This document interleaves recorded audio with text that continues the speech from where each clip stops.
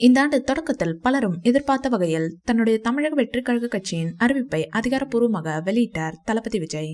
ஆனால் யாருமே கொஞ்சம் கூட எதிர்பார்க்காத அதிரடியான ஒரு விஷயத்தை அவர் அறிவித்தார். அதுதான் அவர் ஏற்கனவே ஒப்புக்கொண்டுள்ள 2 திரைப்பட பணிகளை முடித்த பிறகு தன்னுடைய கலை பயணத்திற்கு முழுமையாக ஓய்வு கொடுத்துவிட்டு முழு நேர அரசியல் தலைவராக தான் பயணிக்க உள்ளதாக அறிவித்தார். இந்த அறிவிப்பு அவருடைய ரசிகர்களுக்கு மிகப்பெரிய அதிர்ச்சியை கொடுத்திருந்தாலும், இப்படி அரசியல் தலைவராக தொடக்கத்திலிருந்தே மிகப்பெரிய வரவேற்பு பெற்று வரும் தளபதி விஜய் தன்னுடைய 69வது மற்றும் இறுதி திரைப்படத்தில் இப்போது நடித்து வருகிறார். ஹெச் வினோத் தான் இந்த திரைப்படத்தை இயக்குகிறார் என்பது குறிப்பிடத்தக்கது. இந்த படத்தின் டைட்டில் மற்றும் முதல் பார்வை 2025ஆம் ஆண்டு புத்தாண்டு தினத்தில் தான் வெளியாகும் என ஹெச் வினோத் சொல்லி இருக்கிறார். டீசர் வடிவில் டைட்டில் வெளியாக இருக்கிறது. இந்த படத்தில் தளபதி விஜய்க்கு ஜோடியாக பூஜா ஹெக்டே நடித்து வருகிறார்.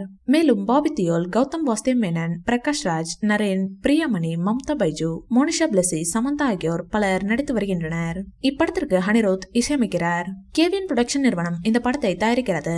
இந்த படத்திற்கு தளபதி விஜய்க்கு ரூபாய் 275 கோடி சம்பளம் கொடுக்கப்பட்டுள்ளதாக கூறப்படுகிறது.